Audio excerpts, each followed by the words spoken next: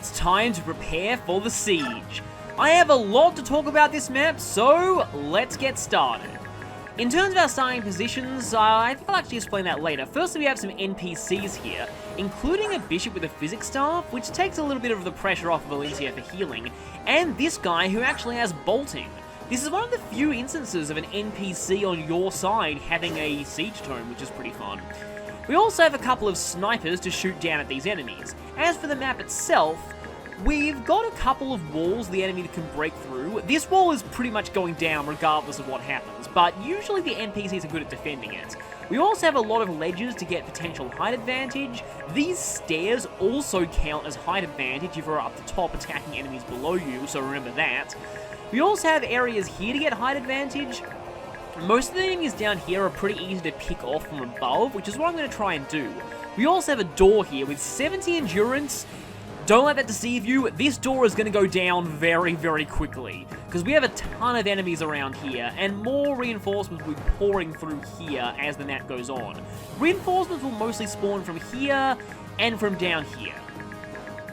Now, as for these enemies, there are a few particularly important ones in this map. This guy here has a droppable silver Great Lance. Don't worry though, we'll eventually have easy access to that. Now, this guy right here has an energy drop. I really, really need this. It's kind of vital to my strategy for this chapter. And I want to make sure that an NPC does not kill this guy for that reason.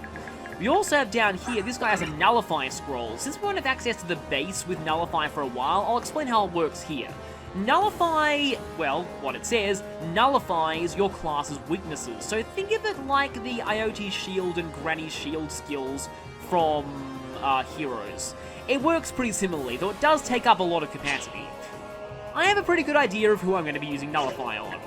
Also, there are a lot of, not you, although you do have cap resistance for some reason. I think there's someone down here. Okay, yeah, you have a stealable Reaper card. There's also a lot of stealable coins on this map. I think this guy has a coin. There are quite a few stealable coins around here, so there's a few different places on this map that Heather can go. She can go down here to steal that Reaper card, but I personally prefer to have her focus on this. So this guy right here has a stealable Draco Shield. Getting the Draco Shield is actually pretty tricky, but I think I've got an idea for how I'm going to do it. It will involve Liane, and it will involve Neolucci making use of his Canto plus Shove combo. But we'll see how this goes. We also have down here just a few other enemies, some crossbows. There are quite a few crossbows on this map. There's also a crossbow there and a crossbow here. Watch out for Elincia, because the crossbows will pretty much splatter her across the castle walls instantly. This crossbow here mostly exists to dissuade Elincia from coming down here and fighting Ludwig herself. Even though that is how I'm going to end this chapter, I'm going to have to lure the crossbowman via some other method. Here's Ludwig. His stats are pretty impressive, and he has a Tomahawk, which in this game is an S-ranked axe. Fun fact, the Tomahawk did not have 5 crit in the Japanese version. They increased its crit by 5 in the English version. Ludwig also has Vantage, but in this game, Vantage only has a speed % chance of activating, which is not really that good in the general. The other thing to know about this chapter is, as you can see in the victory conditions, you have to either defend for 15 turns or defeat the boss. Now, Ludwig does move if you go in his range, which is why it's very easy to cheese this chapter with a promoted Har and a hand axe. That's why I'm not going to be doing that. One thing that I love about this chapter is there are so many different ways that you can play it. You can play it as a pure defense map, you can rush in, you can try and steal the Draco Shield, you can wait out until the Crimean Knights arrive, you can just say, screw that, I don't need their help. It's a really fun chapter overall. I'm going to be showing you the way that I personally like to handle it for the most part. So, for that, I'm going to need to, let's see, Heather I think can swap out and go near the center for now. She'll be dropping down here later. She might even snipe some things with height advantage using her daggers. Lev can actually trade places with Brom for the moment, because Brom has a support with Nephany. I kind of want him to go close to her. I'm fine with Khalil being here.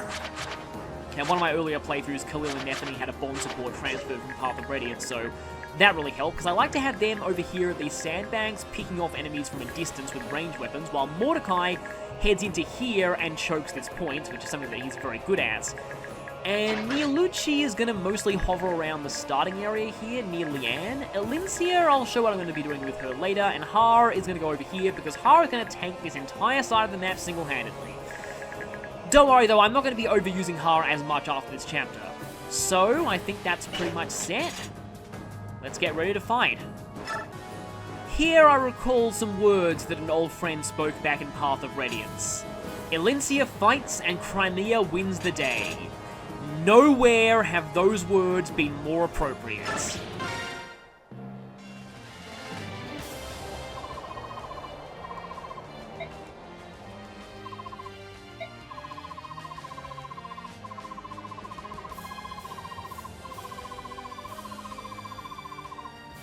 In the extended script, Marsha actually explains that Ludwig's army poured sand all over the main road, probably to slow the horses down.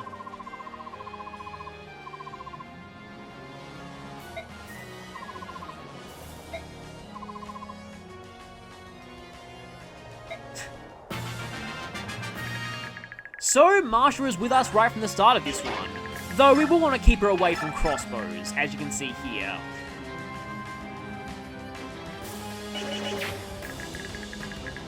I'm gonna go quiet here because this song is absolutely amazing.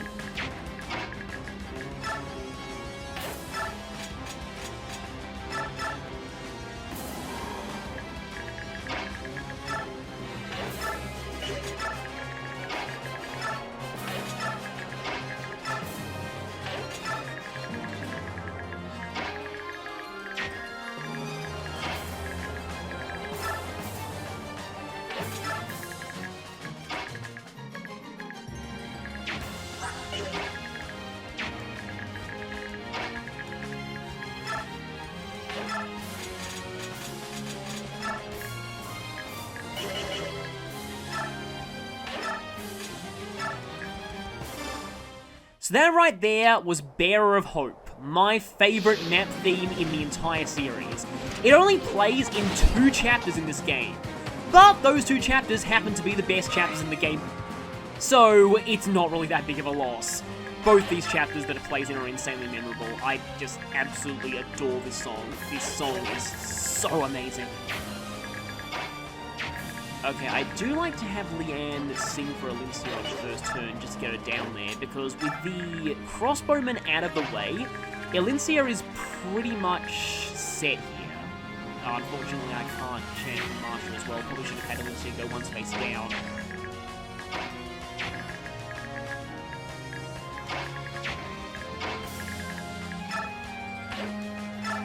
I could actually knife down on these people. But here you get visual proof of just how bad knives are in this one. Yeah, not exactly the best, and there is an archer over there, but like I said, another archer over there.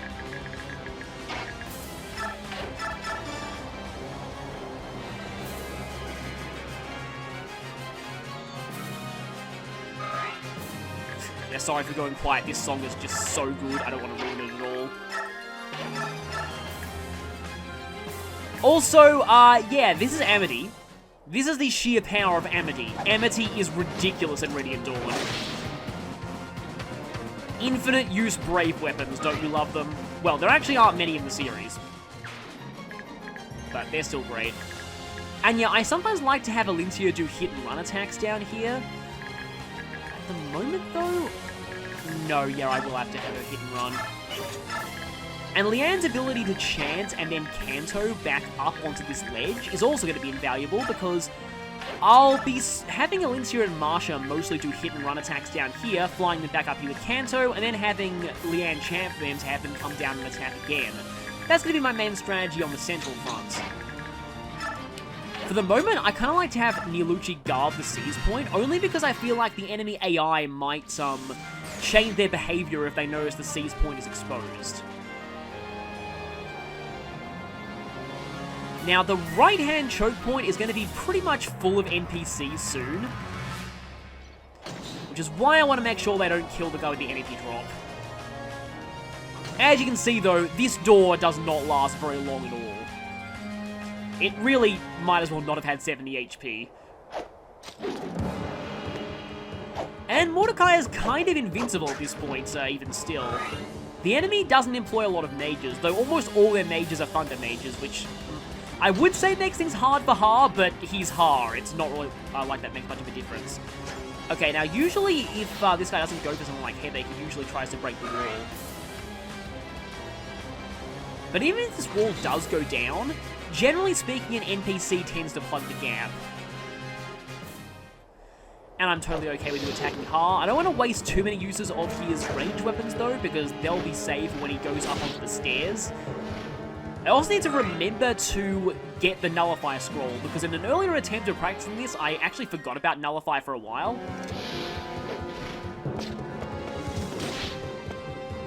It's not really the most essential skill in the game, but I find it at least pretty decent to have. It also turns Ha into an invincible juggernaut, because it then doesn't even need to worry about Thunder Magic. And at this point, when Ha's resistance is still low, even though Thunder Magic sucks, it can be kind of a threat to him.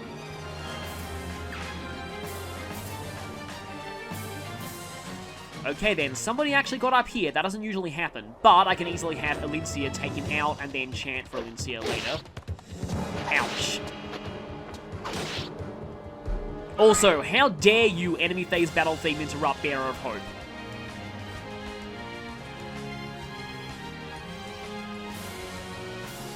Yeah, it might look like there are a lot of enemies flooding through the left side. Ha can handle everything there. And more enemies incoming. So, like I said, in fact, I think Marsha should be able to take this guy. Yep, doubling, she can definitely take this guy. Although the Steel Lance is a guaranteed kill and the Killer Lance isn't, which is a little ironic. Marsha does decently well here, I find. I did do a playthrough of this game once before when Marsha had transfers, and that made her a lot better.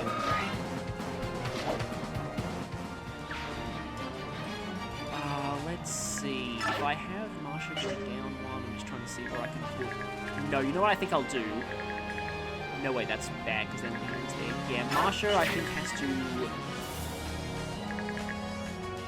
In fact, I'm going to have There aren't a lot of good places to put Marsha in because of these stupid sandbags. If I put her, though, here, and I have Elincia Canto back here, then I can get them both. That will be useful. In this case, with Elincia, I'll prioritize the enemies who have not, who are on full HP, because Marsha can easily get rid of that Halberdier.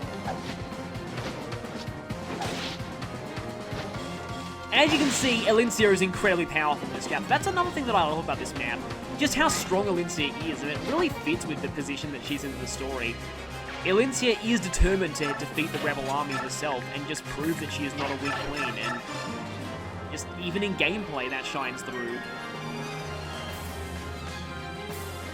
It's rare that you have a defend chapter in a Fire Emblem game that is as universally beloved as this one. Like, pretty much everyone almost everyone I've heard of who's played this game has just absolutely loved this chapter.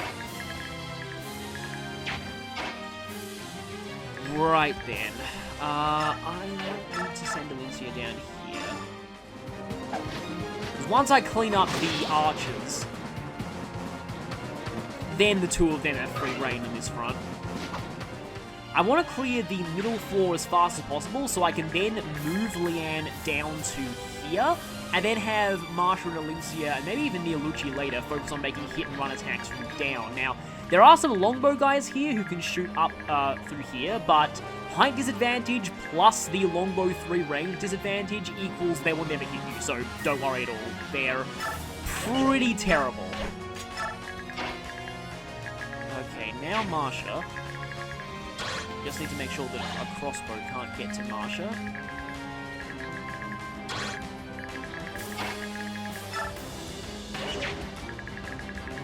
Can the longbow get to her from there? Doesn't look like it, although a few of these guys could try and get to Marsha, which might not end well for her. But let's go for this anyway. Clearing away the Thunder Mage to make way for Har. And I was hoping that would happen. Nice one. Just realized that Marsha and Har, it's like the most broken flyer in Path of Radiance, helping the most broken flyer in Radiant Dawn. And yeah, she has to stay there, but if I have Har, I'll just use a regular hand axe to finish this guy off, and then have Har Canto in front of Marsha, preferably directly in front of her, I think, because there won't be that much that can attack her in that case. Do need to keep an eye on the crossbows in this one, given how many flyers you have. If Ha was weak to crossbows, this would be a whole different story, but as it stands, Ha can pretty much take on, you know, there's no way you can get to Marsha anyway. So if Ha goes here, Marsha should be relatively safe. Over there.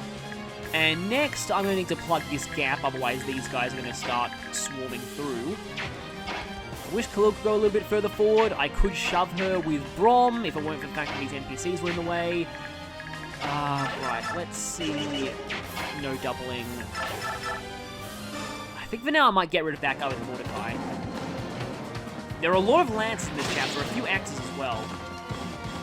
One thing I have noticed about Radiant Dawn is there isn't that much in the way of sword enemies, which might be why lances aren't that great compared to axes. I mean, lances are still good, but anyway. Right.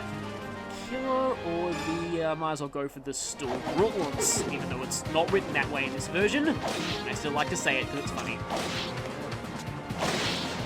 You actually hit, but at least Nephany gained a bit of defense from her bonus experience spree. Okay, you're down. Now, where is... Okay, the energy drop is right there. Need to make sure to get that later, obviously. That's a short spear. I wonder if... This seems kind of dumb, but I'm going to go for it anyway. Heather is going to block this gap. I normally like to have an NPC block the gap, though. Oh yeah, and because these are yellow NPCs, you can order them around. So you can order them to halt, you can order them to target if you want them to choke a specific area. You have a lot of freedom in how you play this chapter, like I've said a few times. I don't particularly want to put Khalil in range for a lot of enemies though, so I'll have Khalil go there. Alright, Leth. She's just going to hang back for now. Unfortunately, Leth's probably going to be restricted to just dealing with stragglers that are around here, which probably won't be many, and Elincia will stay back there for the moment, though I will need to rely on his services later. That's not bad.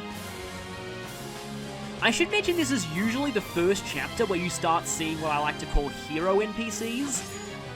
I'm sure many people who played Radiant Dawn have heard stories about a certain archer from Part 3, Chapter 13, but I've said in some other videos, I really don't like that meme because I feel like players should be allowed to have their own hero NPC stories. There are many NPCs in Radiant Dawn that have the potential to be heroes, and NPCs in this chapter are some of the first who can, who usually have that potential. And as you can see here, no animations, which means this is in fact fight bonus, and I'm willing to have Ha finish that guy off because he has Nullify. Even the Thunder Mages are pretty much no threat to Ha with height advantage. But as I was saying, the NPCs in this chapter are pretty competent, and usually this is about the first time that you start seeing at least some NPC be a hero. I don't want them to be heroes too much though, because I need to make sure that I get the energy drop. That's usually the one item that's at risk of being lost to an NPC in this chapter.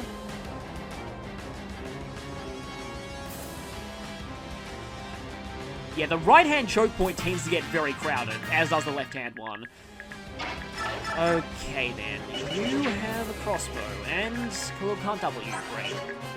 Okay, that's the energy drop guy. Now, as much as I would love to have Nephany running there, I don't like the idea of her being attacked by all those enemies, so I often like to have Mordecai take this. His transform gauge should be fine for now. Now, Mordecai can easily cause a traffic jam of enemies here. His transform gauge is a little lower than I expected, but I should be fine. So next, I like to have Nephany and Khalil snipe the enemies from either behind Mordecai or behind the sandbags. Again, a fitting combination of characters to use because they had a support path radius.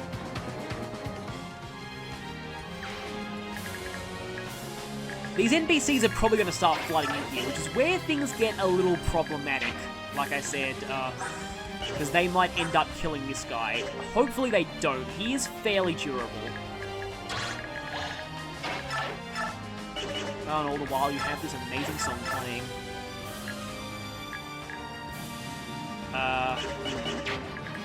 That's actually not good. First, let me try something.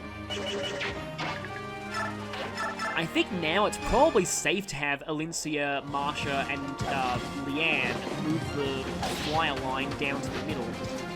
I like to do that as soon as possible, because then we can all start doing hit-and-run attacks against the enemies below. Because I like to pick off those enemies as quickly as I can, just to clear the way for eventually Heather. I will eventually be airdropping Heather down there with the aid of Leanne and Marsha, and then shoving her with Miolucci to hopefully get to the Draco Shield. Now, normally, Heather would not survive all these enemies, but I hope to end the map the turn she steals the Draco Shield. And in order to do that, I'm going to need the energy. So my plan is going to make sense later, don't worry, but for now it might sound a little convoluted.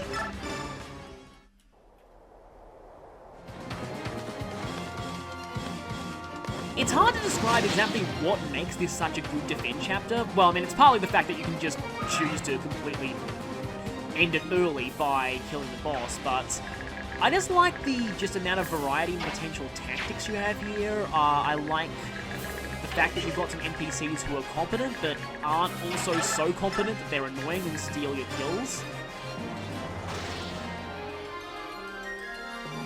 I like that there's a lot of enemies, but it still feels thematic, and it doesn't really feel like that much enemy spam. This map's also not really all that hard. It's probably due to the fact that Elincia has 3-star authority. So all of our hit rates are pretty reliable for the majority of this chapter, although Ludwig has 2 stars, so we are only 1 star up on the enemy. Yeah, Marshall's gonna have to pull back a little bit. Okay, I just realized something. I am not sending Leanne all the way down there, because even though there's height disadvantage, her stats are so bad that she could quite easily get hit by the longbows from here, so let's have Leanne stay on the back line of this floor. And she can't be shot by longbows. Speaking of longbows, though, Elincia definitely has enough movement to get in, take out a longbow and get out. Pretty sure she does. As I said earlier, Elincia fights and Crimea wins the day.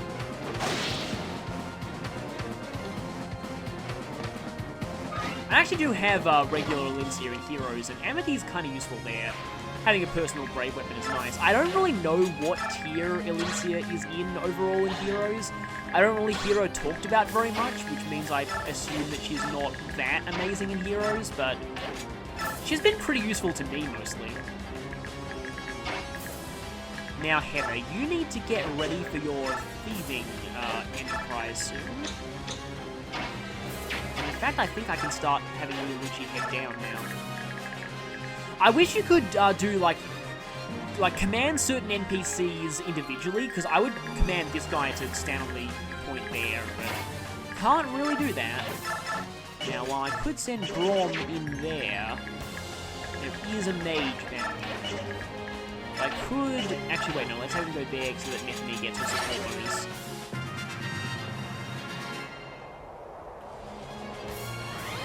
I was kind of hoping you go for Nethany. Sometimes that guy does heal your characters. Like I said, there are often some great stories of heroism with NPCs in this game, which is something that never really happens in most other Fire Emblem games. You usually hear epic stories of NPC stupidity, but Radiant Dawn has some very competent NPCs in a lot of chapters.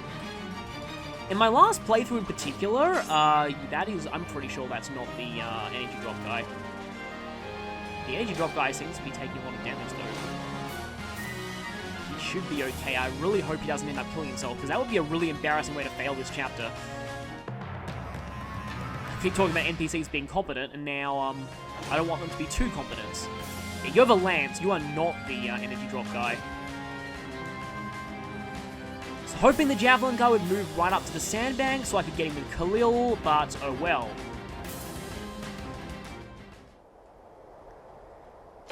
Now at this point, there's no critical, good, although that's still not great. Ha's accuracy is amazing against you. It's probably because hand axes have great accuracy in this one. It's always hard to strike a balance with axes. I find that in most games, axes are either too good or too bad. This is an example of the too good axes. But then you have like FE6 where axes have horrendously awful accuracy. Please tell me that you're not the energy drop guy. Well, if you were, that's good because you blocked twice. This guy's probably dead, and he is an example of an incompetent NPC here. Why didn't you heal? I am a little confused now.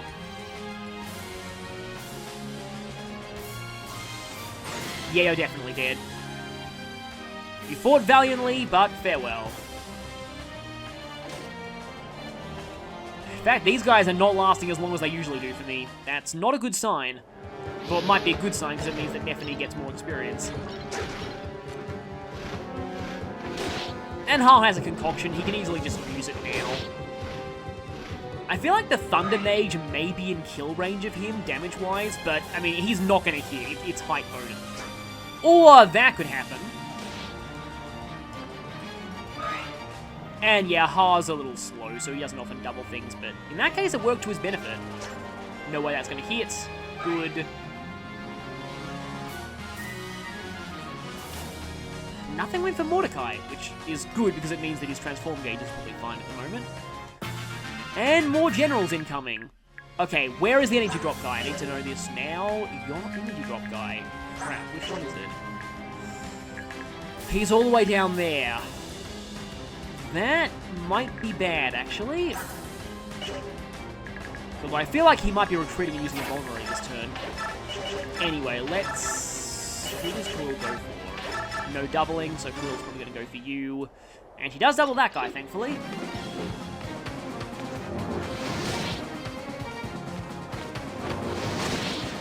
I'm okay with On Glory's Wings interrupting Barrow Coat, because that's a good song, but the enemy phase battle theme here is a bit boring. This is, I'm pretty sure, the last time we hear this enemy phase battle theme, though. We're getting a new one starting soon, but it is one that we got a sneak preview of earlier in the game. You know, depending on how things go, I might even have Leanne chant for Nefany. And probably also Elincia. Although if I smash my way through these enemies too quickly, I could expose the enemy drop guy to more attacks from the NPCs, which is not good. Where is that NPC general? He's here. Okay, yeah, I really don't want you attacking the energy drop guy. Mordecai's transform gauge is a little down. Yeah, maybe this is better. I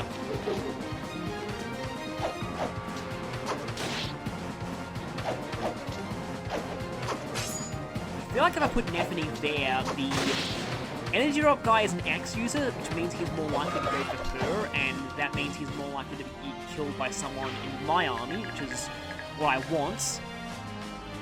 And your transform gauge is already full, nice.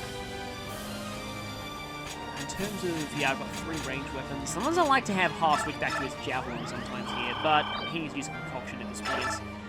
And just stay where he is. Har's going to do a lot of staying where he is in this chapter, which is probably just how he likes it. There is a sniper there.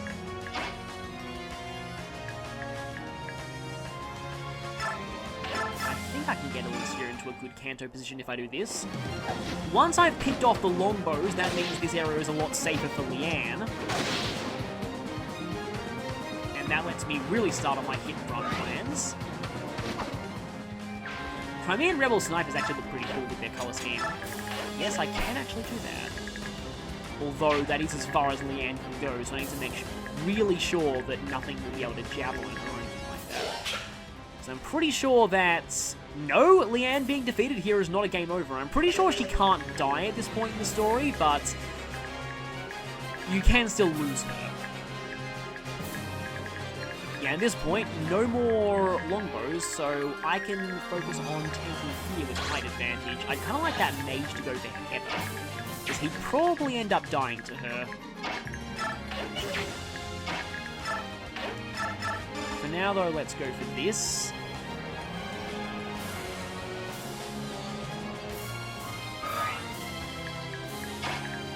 And yes, Leanne can't cancel because she's moved as far as she can. Does Nefany need to heal?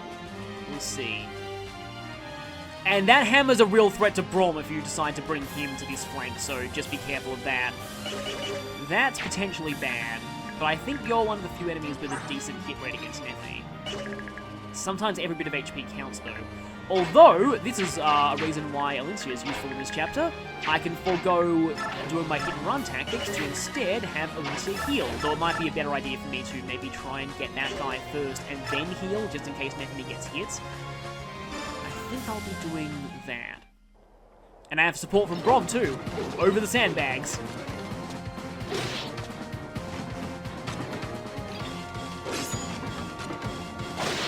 There are no destructible sandbags in this chapter though, so the AI isn't going to be prioritizing some destructible objects over you. Believe me, that does happen later in the game, which is kind of strange. Yeah, I also don't want you to be going in... I wish Elincia had a wind edge. Oh, you know, if Elincia had a wind edge, I could have bought one for her and she could have gone there and then wind edge that guy. I mean, it probably would have ended well for her, and also, wow, I can go all the way down there with Elincia. Never actually done that before. Like I said before, there are a lot of different ways to play this chapter, and I'm sure the way I play it is nowhere near the way many other people play it. The question is whether I put Mordecai here or not. No, he has to stay there, because if the NPCs make funny moves and don't have someone there, then Leanne is in danger. So I think I'm going to have him use Olivia Grass. This is the thing that I alluded to before, using Olivia Grass to maintain your transform gauge. No, I was thinking for a second that what if that guy ends up healing Nefany, but he's probably going to heal that guy. So that's generally what the NPCs can be relied upon, so they usually heal whoever has the lowest HP. But it's a nice bonus when the NPCs heal you. This will happen a lot in Part 3 with a certain party. They have a lot of NPC bishops on their side, and they do often heal your units, which is kind of nice. I'll have him go down there and steal a knife. Elincia will head down here, like I said, in preparation for Operation Draco Steel. And, you know, for now, I might actually hold off on transforming with Leth, because the moment that she does hit that transform button, her gauge is going to be dropping dramatically. So I might want to save it for a later turn. Yeah, I totally called you doing that.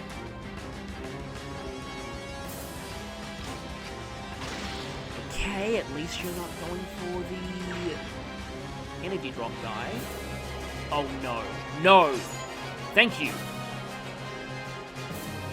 Okay, I'm actually a little terrified now.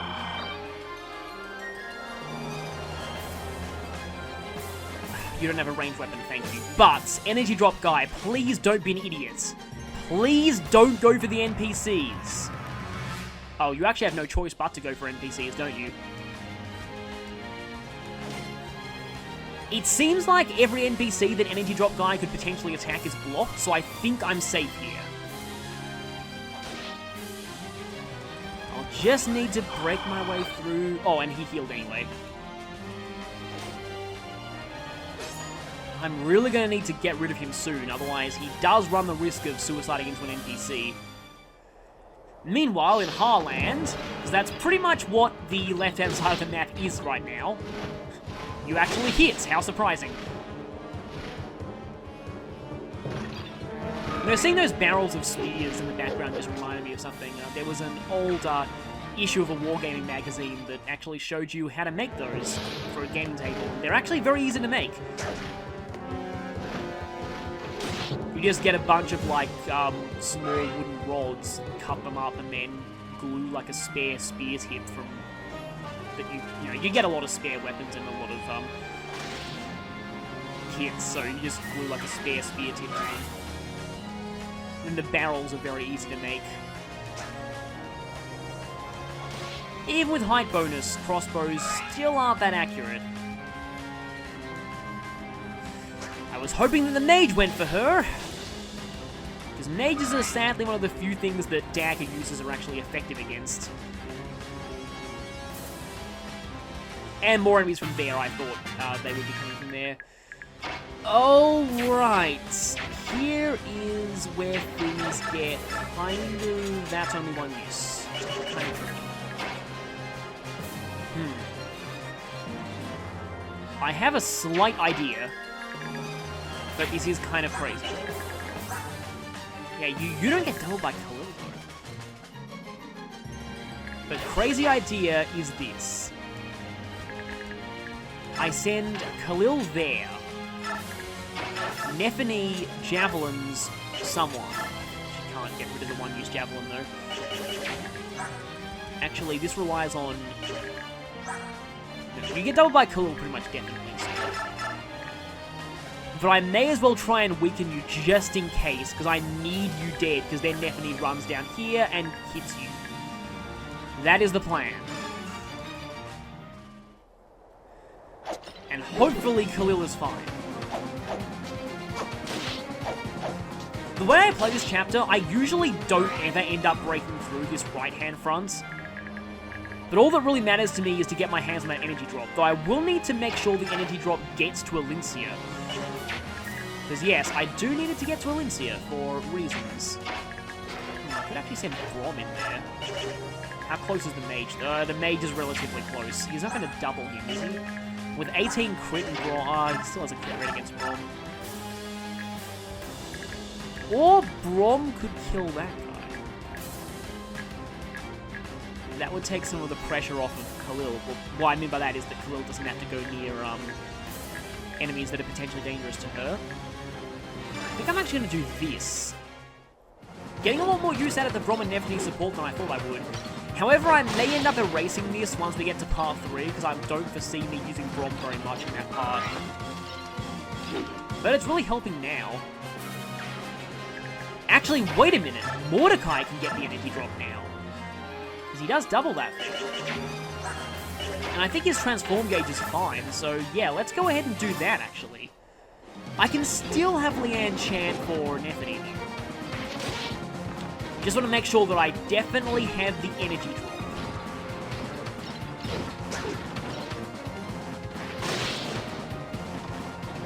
Now there is no chance that the NPCs messing things up. I can go back to praising them as some of the more competent NPCs in the series now.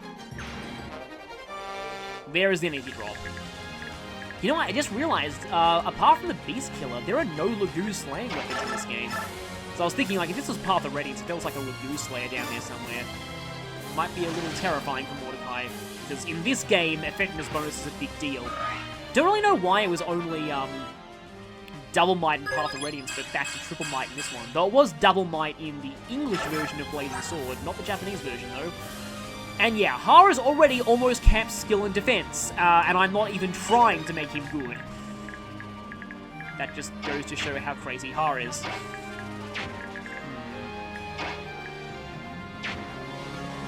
I could physics an NPC with Elincia, which admittedly is definitely in her character to do. Still, knives do not have a lot of uses on them. Let's check you guys' skill rate lances. Yeah, sometimes later on, I like to have Elincia go into a corner here, because that way the crossbow can't get to her, Ludwig can't get to her. But there are some enemies down here, they can't get to her, but these generals will, well, not with the short axe, but like this guy might end up potentially dying to her, and then these halberdiers will probably die to her. And like I said, I like to clear the way so that I can eventually get down here, have Heather swipe the Draco Shield, and then, because let me just say this right now, I'm going to end this by having Elincia herself take down Ludwig. That is how I always end this chapter. It's just way too fitting from a story standpoint, and in fact, I think it's canon from a gameplay standpoint too, because Ludwig's defeat quote, anyway, I'll just mention that Ludwig's defeat quote makes a lot of sense if it's Elincia who does it. Now, I think now you are forced into attacking Heather because she's your only option. So that's good, and Miolucci is almost transformed, not quite. Let's Gulda for these two. This song never gets old, which is why I was just so happy when this map came back as a DLC map in Fates, including its music. And given the way that music worked in that game, this also played during battles. That was just, yeah, that was great. And plus, it would mean that I got to use Spear Ike in the Tellius map.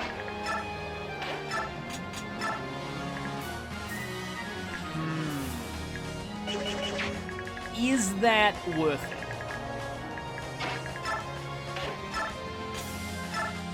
Do I trust Nephany enough? Is the question here. There are a lot of ranged enemies, so I'm going to actually go for the Javelin here.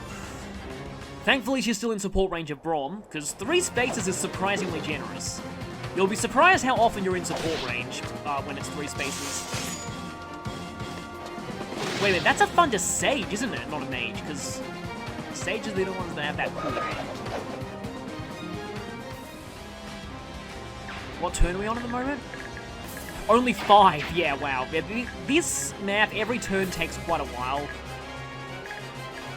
Yeah, everyone is kind of stuck as Nethany, so Khalil can probably go here with relative safety.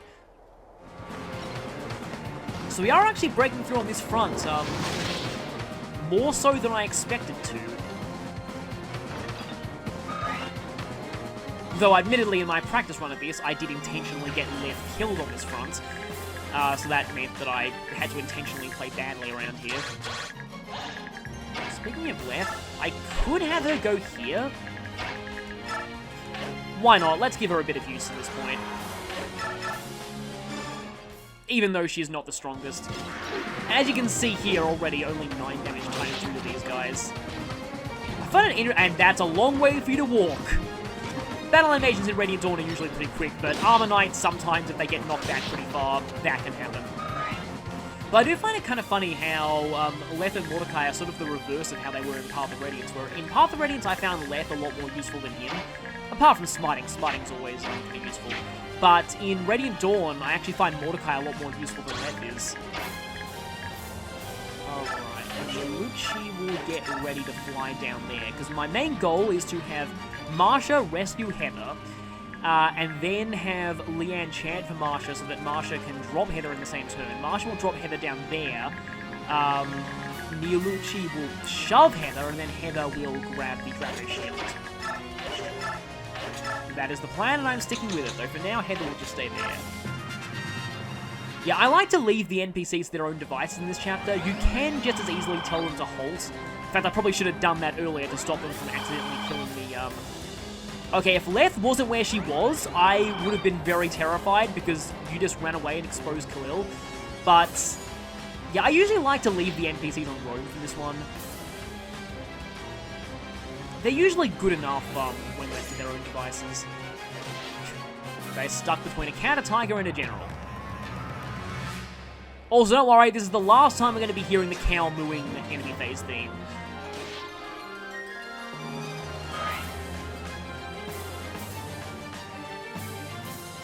I love this part of the song.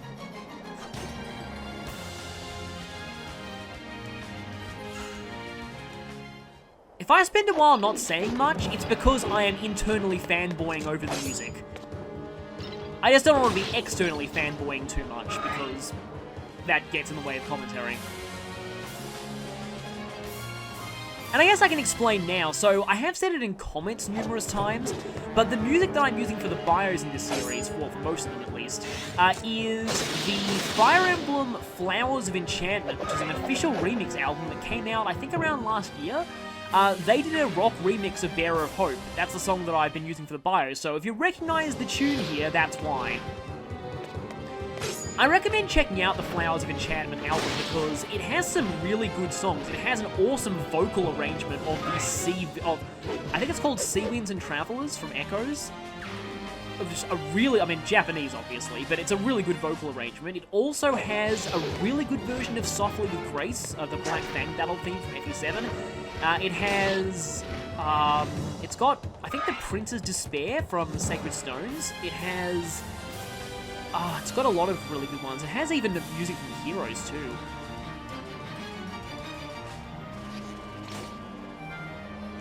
You know, now I think about it, is there any Awakening music on that soundtrack at all? It might not even have any Awakening music whatsoever, which is kind of interesting, given how much Awakening overtook marketing for the series in recent years. But anyway, like, it's just a really, really good album, and I recommend checking it out. Well, that's slightly unfortunate. And yeah, the sheer numbers of reinforcements coming from here, it makes it very hard to break through the enemies here, but I'm doing a decent job of it. This is better than I usually do in these chapters. Or, well, this chapter. No, I would rather use the Great Lance here. Someone did point out to me that if Nethany doesn't have transfers, she loses a ton of speed to the Great Lance. so that Neffeny's actually a lot worse in a non-transfer playthrough, or if she can get transfers in other ratings. But here's the thing, I don't think I've mentioned this before in commentary. I know I've said it a few times in comments at this point, but not in actual commentary. I have never played Radiant Dawn on a file where Neffeny didn't have transfer bonuses. I like Neffeny so much that in every single one of my, even in my limited character playthrough of Path of Radiance, that I did a while back, I still had Neffeny as one of those characters. And thus, Neffeny still got transfers to Radiant Dawn. Yeah, I think I'll here. So, I have absolutely no experience with no transfers Neffeny whatsoever. It just leads me into something that I could say here, although I don't want to cause any fandom arguments, but... Oh, generic converse conversation. Let's not do that.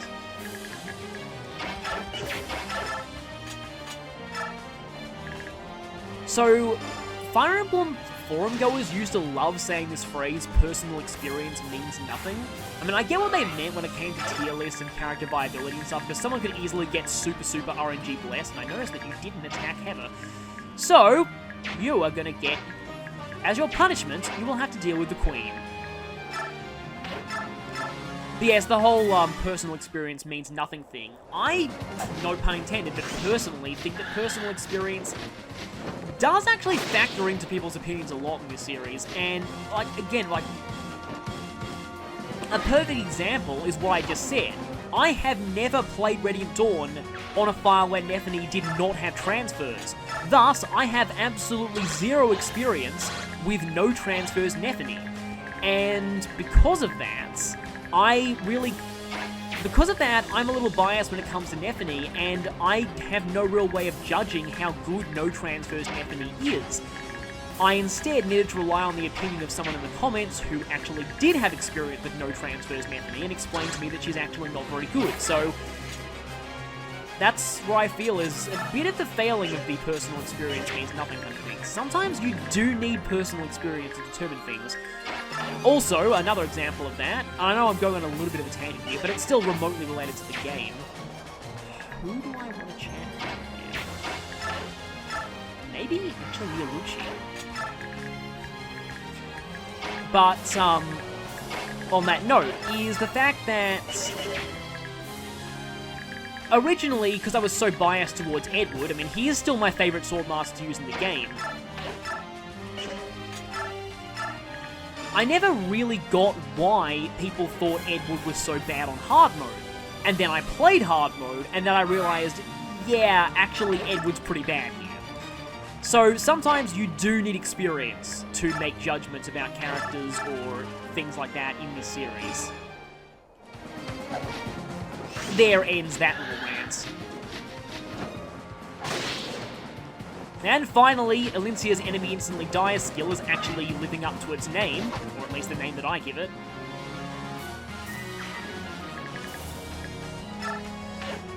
Yeah, I'm just going to have her hop back up, although you can actually reach her from there, which might be a good thing. Unfortunately, that chant on Elincia did not do much, because if he goes down there, the crossbow's going to shoot him. Obviously, I don't want that at all. I think for now, I might want to get ready for, in fact, you know what? Let's just do this right now in preparation for the eventual Operation Heather drop. By the way, I often reference Operation Something Drop when it comes to thieves doing things, and that is another Sly reference. I can't wait until I eventually get to do a playthrough of Persona 5, and I plan to give Sly-themed operation names for all of the Palace boss fights.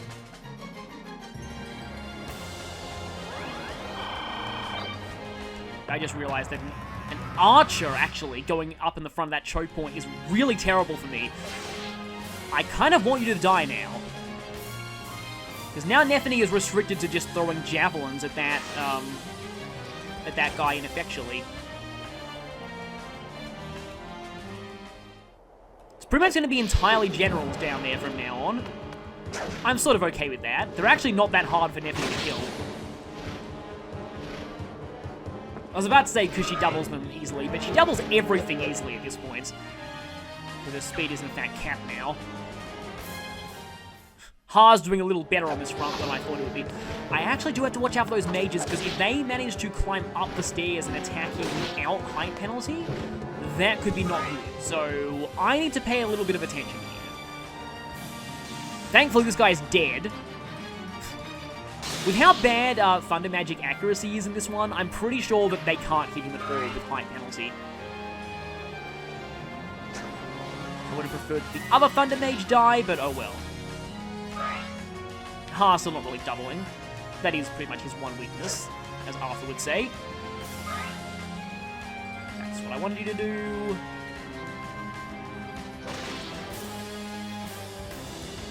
That's also what I wanted you to do. But the other guy didn't go for Nephening. I do like how they put a lot of Thunder Mages down here as if they expect the player to have Ha choke this point, but thing is, doesn't matter because Ha is Ha. You think Puny Thunder Magic can stop him? No, he is Ha. Yeah, they've got like a 6 hit rate on him and they still would kill him even with that. So, yeah, although Ha's hand axe is a little worn down, I think I might switch to the Javelin at this point. Especially since there's a Swordmaster standing right in front of him, so the Javelin's probably a good thing. Alright, what do we do now? It is now time for the Legend of Nephany and the 6 Generals. That's a 10 hit rate on me, although you were admittedly in worse Pyro. And here I actually think I will go for the Killer Lance. Because I'm not going to one round into the Great Lance anyway. Imagine if there was a Killer Great Lance. That actually sounds like a hero's refinement now I think about it. That was exactly enough damage too. 9, 18, 27. For some reason when I was a kid, the 9 times table was one of the most fun to learn. Can't really explain why, but it sort of was. And I still love that factoid about how any number that's divisible by 9 will have its digital root always be 9 if you just keep doing digital roots.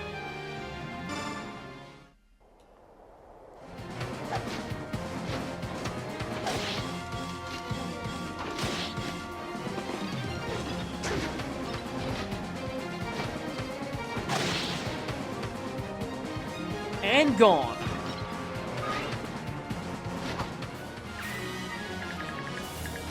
So we are slowly thinning out the numbers down here.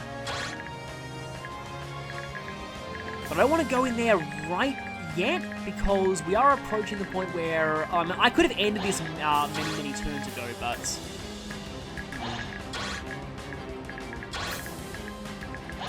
you know what?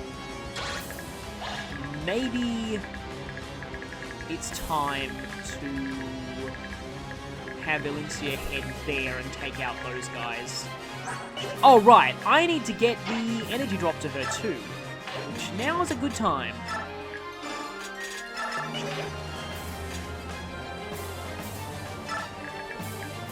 And I'm going to need to go on the other side of her too. Alternatively, I could move Elincia around there. That might actually be a more effective spot for him to be in.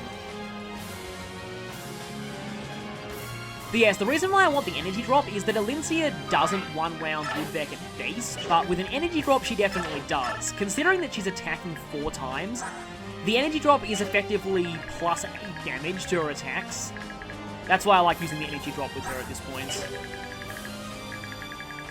It's mostly so that she can take on Ludwig single-handedly. Like, what you could do is you could just have Ha weaken Ludwig and then have Elincia deal the final blow, which admittedly is what I do quite often in this one, but for now I'm actually going to go...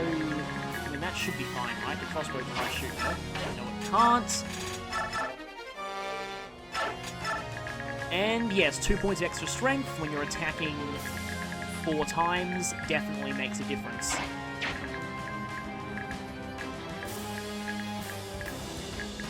There are 2 wind edges in there, just got to be aware of that. And I think you're actually out of Bronze support range, so I'm going to put you back in Bronze support range. +1 attack and defense is not a bad thing to have. Brom has water affinity, doesn't he? Yes, he does have water affinity. I think water affinity is considered pretty good in this game overall, because it boosts attack and defense. I think it's the only affinity to do both of those. I think... before I do anything else, don't want anyone jumping in the gap there. I want Nephany to take on all those generals. Congratulations! You win the award for dumbest NPC on this map. You're a sword user and you're going for Nephany. And you're getting doubled. Yes, Swordmaster's getting doubled. You are without a doubt the worst Swordmaster I've ever heard of. That is not named Path of Radiance Lucia. So Nephany is well and truly hit the point where it's more effective to use bonus experience on her than to level her up normally. But it's fun to have her fight all these enemies. But we'll be getting into that in the next part. In fact, there will be a character in the next part who, the moment they join, it's better to use bonus experience than to level them up normally. That is, if they got transfers. You'll be seeing some really hilarious transfer bonuses come the next chapter.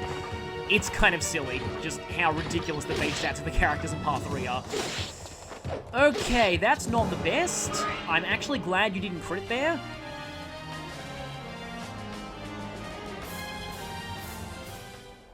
And more enemies. Aha, I have equipped a lance now. What do you have to say about that? Clearly, all you had to say was,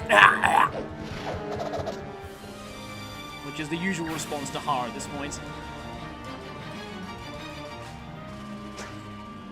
Now, provided that... Actually, there's another crossbowman that's going to attack you. For some reason, that Thunder Mage really doesn't like going for Har. Even though, logically, he should, because at least it's, you know, effectiveness bonus, even though your chances of hitting are, like, non-existent. Has Elincia ever taken damage this entire chapter? I know I've said it before, but that's another thing that I love about this chapter thematically. Just Elincia is an invincible juggernaut of destruction in it, which is pretty much exactly what Ludwig thinks she isn't. And boy, are we proving him wrong. But we'll get a little bit more info on Ludwig and Elincia and how he sees her after this chapter. And that's where I'm going to give a pretty big rant about the loss of the extended script. As a sneak preview, the extended script cut out a lot from the ending of this chapter. It's probably the biggest series of cuts in the entire extended script. Okay, you went there. Interesting. Look at the difference in accuracy with no height penalty. Har's almost leveled up again. I think this is just how Har likes it. I've been kind of lazy with him, just leaving him there, doing nothing with him in his movement phases. But he still destroys everything because he's Har. And the Crimean Knights have arrived, and we don't need their help at all. This is supposed to be that moment where you think, yes, things are finally turning in our favor, except I already turned things in our favor a long time ago, so I don't really need them. But the main reason I want these guys here is to grab that silver Great Lance. There is also a hidden treasure here. Also, this line's kind of weird. Elincia suddenly turns into a lovesick schoolgirl. Don't worry, Elincia's already on that. And quite a few more enemies just spawned. Now, depending on how things go, I could end this turn. In fact, I feel like that's my best bet. But there is a hidden arm scroll around here. I forgot to mention the treasures earlier, so let me do that now. Treasures, okay, so down here we have the edge of this staircase. There should be 6 squares there. Okay, so the arm scroll should be here. No, here. Yeah, the arm scroll should be here. Other than the arm scroll, there are 2 Olivigrass in this chapter. There's one, looks like here, and one here. So I could go for the Olivigrass if I wanted to, but the arm scroll should be like here. There's a 3x3 square near these stairs, and it's in the top corner right here of that 3x3 square. So this is where the arm scroll should be. But what I'm more concerned with at this point is getting hold of the silver Great Lance, because that's a very powerful weapon. So yes, here come the Crimean Royal Knights. Like I said, this is supposed to be the point in the chapter where you feel like you've been saved, but yeah, it's very easy to end this chapter long before that. It's not a particularly hard chapter either, but I like that in a defend map. I usually like to Brave Lance this guy just to make sure I get the Great Lance. At no risk to myself.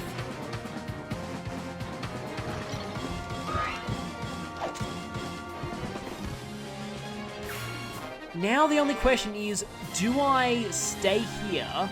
And, okay, yeah, regardless of whether I put this in the convoy or not, I won't have access to this in part 3. Let's just get rid of the steel one. Yeah, the question here is whether I draw this out for one more turn to see if I can get the arm scroll, or if I go for smashing Woodjack Man. I forgot to mention this in Danved's bio, but one of his other problems is that he's one of the only non-mounted characters in Joffrey's party, so he has a hard time keeping up with the rest of them. Yeah, that is a steel axe. Let's see if Makalov can gamble on this killing edge and get the benefits. Nope. Ow. I don't think he's at risk of dying here. Pretty sure he's not at risk of dying here. Is Astrid at risk of dying here? 28 and, I mean, she could just try and longbow someone.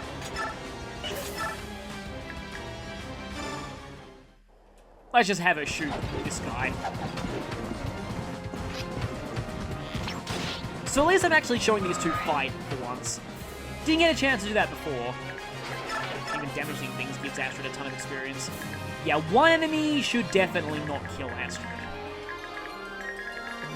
And if I'm feeling particularly worried, I could always try and physics staff Makalov. Now can...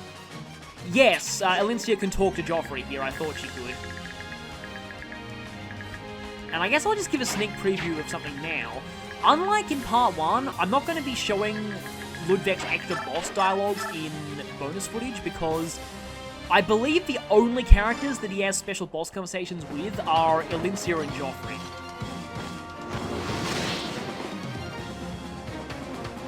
Which makes sense. Ludwig doesn't really have a lot of personal grudges against anyone in this part, apart from Elincia, Joffrey, and, well, Lucia, but Lucia has already been captured, so no special conversation for her. What do I do here? I kind of want to have Half fly down and whack this guy, and then fly back up again. But if he gets crit, it's all over. So, actually, now that I think about it, let's not do that.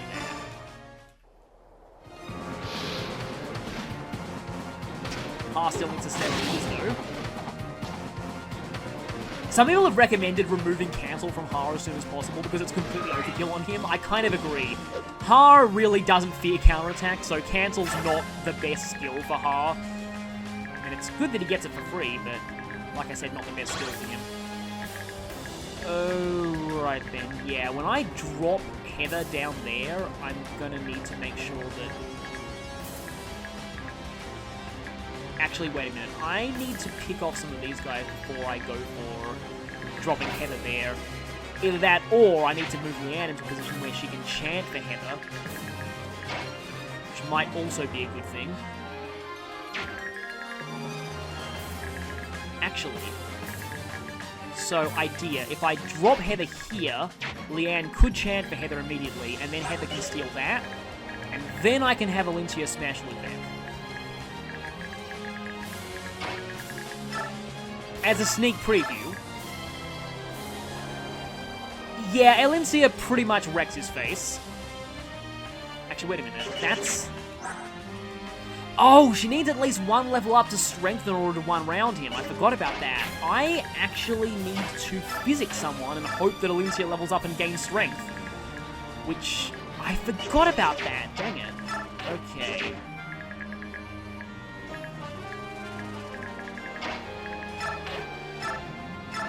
Let me just see if I can physic Nephany from here. I mean, I can, but let's just see. Because Elincia gains a ton of experience from healing. She gains much more from healing than she does from fighting at this point. Oh, I forgot about that. In that case, I'll have to change my strategy. I will need to lure Ludwig in with someone. Someone who can't be Elincia, because I can't lure Ludwig without also luring the crossbow, so... Any more crossbows down there? There is a crossbow down there. Of course, I won't need to do that if Elincia gains strength on this level up. Completely forgot about that. That's really annoying. I mean, okay, there's something that I can say, but that would be completely jinxing it. I don't want to do that.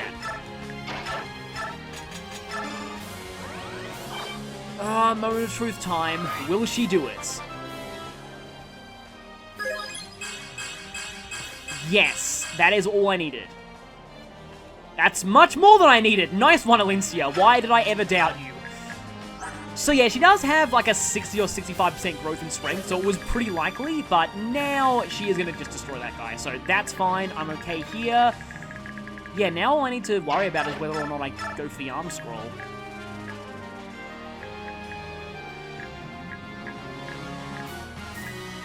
Might as well go for one of the Wind Edge guys, because even though they're no threats to Nephany... Oh yeah, even though they're no threat to Nephany, they will be annoying and attack her from range and not die on the enemy phase. And there's the crew I needed. I haven't mentioned this before, but I love how Killer Lancers look in the Tellius games. And I mean, Brom could go down there, but don't think I'll have him do that. And yeah, thankfully, Kirill is still blocked off. You know, at this point, I can probably set the NPCs back on Rome. Actually, funny thing about the NPCs, Elincia's orders would have affected these two who weren't on the map the time she gave those orders. Another case of gameplay logic not really carrying over well to story. I think I should be good for now. Yeah, if I didn't care at all about the arm scroll, I would have just ended it last turn, but I'm gonna try going for the arm scroll. Congratulations, you were helpful, quote unquote.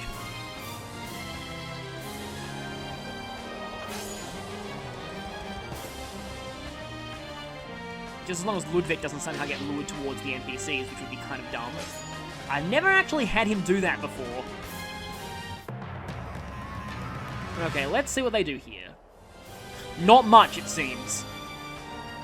And they're going for the NPCs rather than for me. I'll definitely take that, because Makalov's a little frail. Well, something attacked Makalov, but at least it wasn't both of them. And now can he crit? Something that I found out by looking up, I actually forgot about this. Makalov has the highest speed growth in the entire game. But that is a little weird because his speed cap is still pretty low.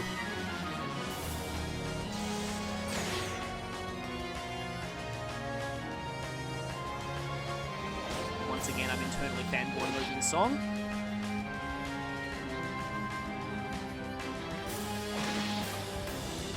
Wow, stacks on that guy. I don't think we had a single, like, particularly heroic NPC in this run of the chapter, which is kind of a shame. It will probably happen at some point during Part 3. In my recent hard mode run, I actually had a lot of hero bishops. And yeah, at this point, Har should be getting normal level ups, not bonus experience, so I want to have Har attack something here. Guess I should have gone with the Javelin.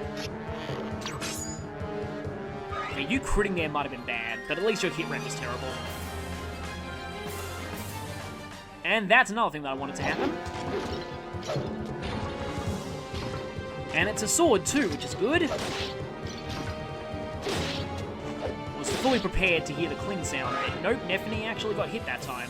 Not that it matters. And more enemies, not that will matter, because we're almost done with this chapter. Yes, I can get to Ludwig right now. So, here is how we do this. Step 1. R is going to, I guess we'll just use the use of the hand axe, finish this guy and get a level up, because like I said, at this point it's better for him to level up normally than through bonus experience. That will instantly change after this level up, presumably, because he's probably going to cap defense and skill. Well, he capped defense. So yes, how to cap Har's stats without really trying? Just use Har. That's all there is to doing that. Okay, I don't even need you to shove, I just realized, because I can just... Yeah, let's just try this. So, I need to... Marsha is going to go there. Drop him. Marsha's going to go there, just in case. And now Leanne's going to fly there, which is complete suicide normally, but I'm guaranteed to win this right now. I am guaranteed to win this right now, right? Yeah, 12 times 4 is 8, definitely enough. Also, Elincia can activate stun on Woodbeck, so I'd like to see her do that. It doesn't usually happen from my experience, but it would be great if it did. Okay, who has the best skill out of the Crimean Knights? I think it's Joffrey. Yes, it's Joffrey, which means a 24% chance of getting the skill scroll. So I think I got this right. I think, and the really unfortunate thing about... Don't even get to use the skill group ones. The really unfortunate thing about treasure finding is that I have to stop on the space in order to get a treasure, so I can't have Joffrey attack from here and then canto if I don't get the treasure and have someone else attempt at getting it. Probably shouldn't have killed that guy with Joffrey, but oh well. Come on, arm scroll. No! Dang it. Well, I could go for a living grass, I guess. I wonder if I could get an Astrid to level up.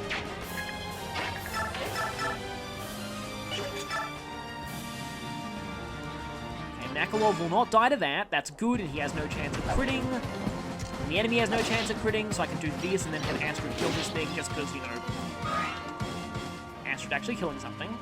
Plus, Makalov being on low HP is always a good thing. No, I'm kidding. Even the characters that I dislike the most in this series, I'm still not okay with seeing them die.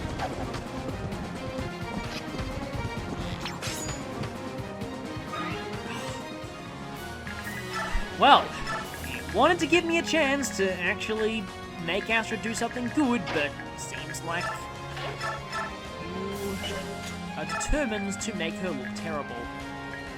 Let's just get her going. Although, how close are you to leveling up? Because Nethany is at the point where it is worse to have her level up normally instead of 5 bonus experience. But, you know, let's just... At this point, it's just a get as much experience out of this last turn as possible, because this will be the last turn. And yes, I could have finished this much, much earlier, but I like to at least wait until the Crimean Knights arrive. I wonder if Lefty gets something. Not you. She might be able to... Yes, she can take you down, at least.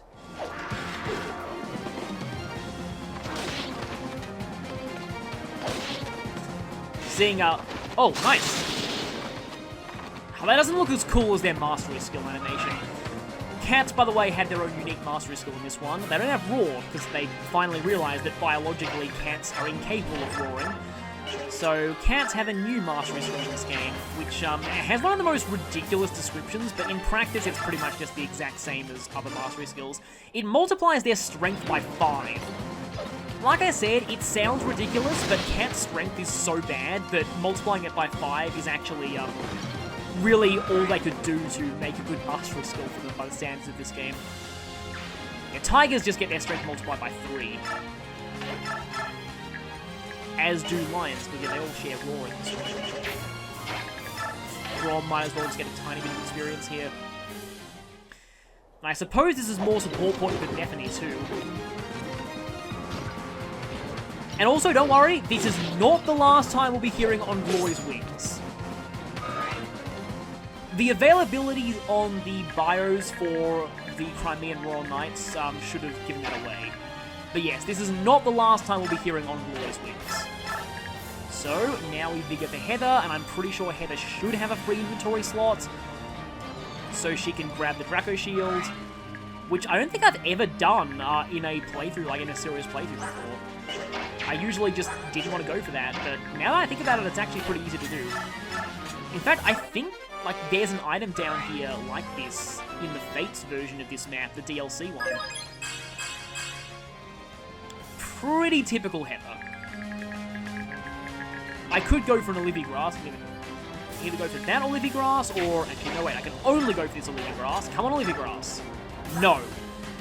Well, your skill is pretty bad, so that's understandable. So yes, out of this chapter, it looks like this is all. No wait, Marsha can try something. And yeah, even if that crits, Marsha's not going to die. One last hurrah for the Part 2 party, although, like I said, we will be seeing them again not pretty soon. We'll be seeing them again in quite a while, but we will be seeing them again. Elincia, though, is not going to be playable until Part 4. And she's still pretty amazing when she comes back. That just goes to show just how good her stats are. That was not a great level up on Marsha, though.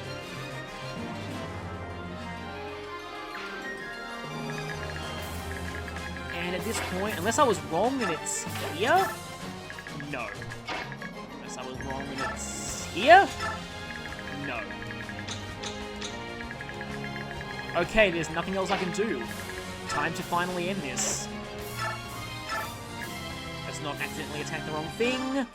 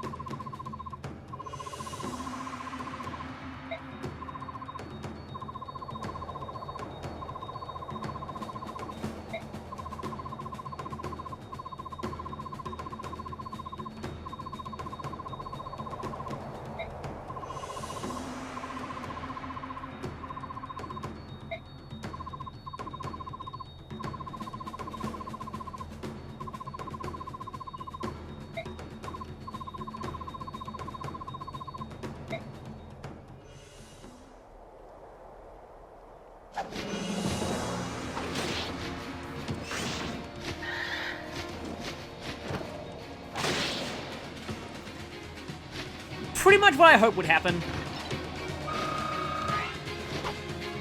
Which means that unfortunately we don't get to hear much of Stalking Menace. And that is, by the way, the last time we hear Stalking Menace in this game.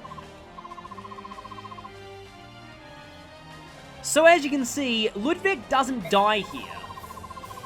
Which makes Elincia triggering stun there pretty fitting. We still got the Tomahawk though. And that ends the chapter.